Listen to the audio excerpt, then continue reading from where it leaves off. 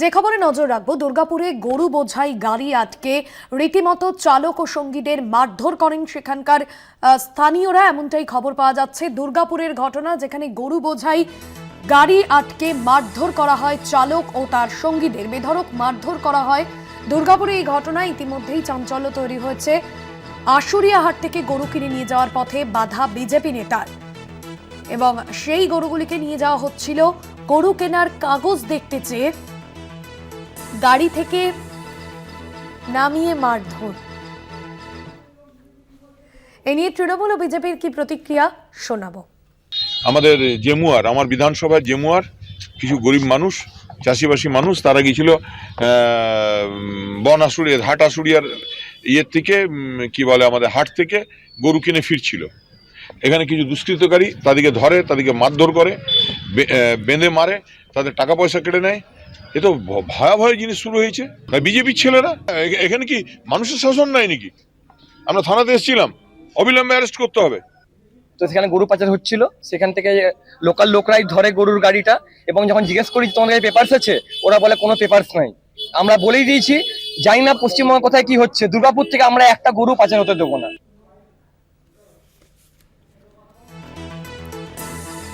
দুর্গাপুরে গরু বোঝাই গাড়ি আটকে বেধড়ক মারধর চালক ও সঙ্গীদের। আশুরিয়াহাট থেকে সেই গরু কিনে নিয়ে যাওয়ার পথে বাধা বিজেপি নেতার, আর সেই সময় ঘটনা ঘটে এমনটাই জানা যাচ্ছে। গরু কেনার কাগজ দেখতে চেয়ে গাড়ি থেকে নামিয়ে লাঠি দিয়ে মারধর। সঞ্জীব শুই রয়েছেন আমাদের প্রতিনিধি সরাসরি।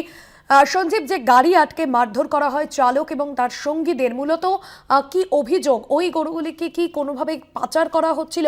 সেরকম কি কোনো আঁচ করা হচ্ছিল, নাকি কাগজপত্র বৈধ ছিল না?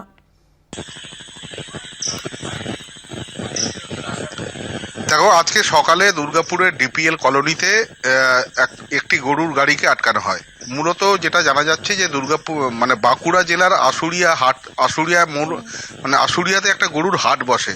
সে আশুরিয়া এলাকা থেকে এই ভ্যানে করে এই গরুগুলি যাচ্ছিল দুর্গাপুরের জেমুয়া এলাকায়, এবং দুর্গাপুরের গ্যামন ব্রিজ মোড়ে, কোকোভ্যান থানা এলাকার গ্যামন ব্রিজ মোড়ে বিজেপির কর্মী সমর্থকরা এই গাড়িটিকে আটকায় এবং বৈধ কাগজপত্র দেখতে চায়। বিজেপি কর্মী সমর্থকদের যেটা অভিযোগ, যে বৈধ কাগজপত্র তারা দেখাতে পারেননি, অতএব তারা অভিযোগ তুলেন যে গরু পাচার হচ্ছে তৃণমূলের সহযোগিতায়। এই বলে তারা যারা এই গাড়িতে ছিলেন তাদেরকে টানা হেঁচড়া করতে থাকেন বলে অভিযোগ, তাদেরকে হাতে দড়ি বেঁধে গাছে বেঁধে রাখেন বলে অভিযোগ, তাদেরকে মারধর করেন বলে অভিযোগ। তারপরে গরুগুলিকে গাড়ি থেকে নামিয়ে ছেড়ে দেওয়া হয়, এবং তারা বলেন যে পুলিশকে আমরা বারবার জানানো সত্ত্বেও পুলিশ কিন্তু ঘটনাস্থলে আসেনি। কিন্তু অন্যদিকে কোকোভ্যান থানার পুলিশ কিন্তু ঘটনাস্থলে এসে পরিস্থিতি নিয়ন্ত্রণে আনে।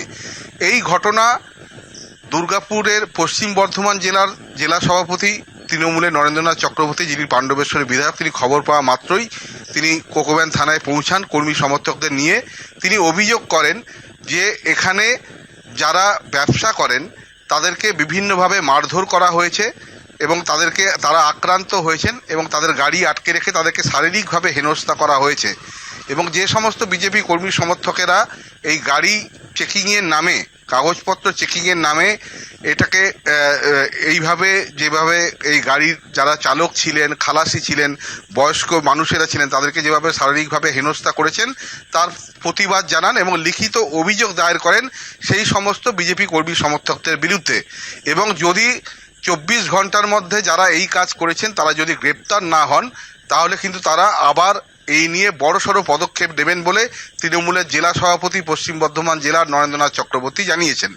এই ঘটনায় পারিজাত গঙ্গোপাধ্যায়, যিনি বিজেপির যুব নেতা, যিনি এই কাজটি সকালবেলা দুর্গাপুরের গ্যামন ব্রিজ মোড়ে করেছেন, তিনি বলেন যে আমরা কিন্তু সঠিকভাবে গরু পাচার আটকানোর চেষ্টার জন্যই কাগজপত্র দেখতে চেয়েছিলাম, কাগজপত্র দেখাতে পারেনি, স্থানীয় লোকেরা তাদেরকে আক্রমণ করেছে, আমাদের কর্মী সমর্থকরা কেউ আক্রমণ করেনি।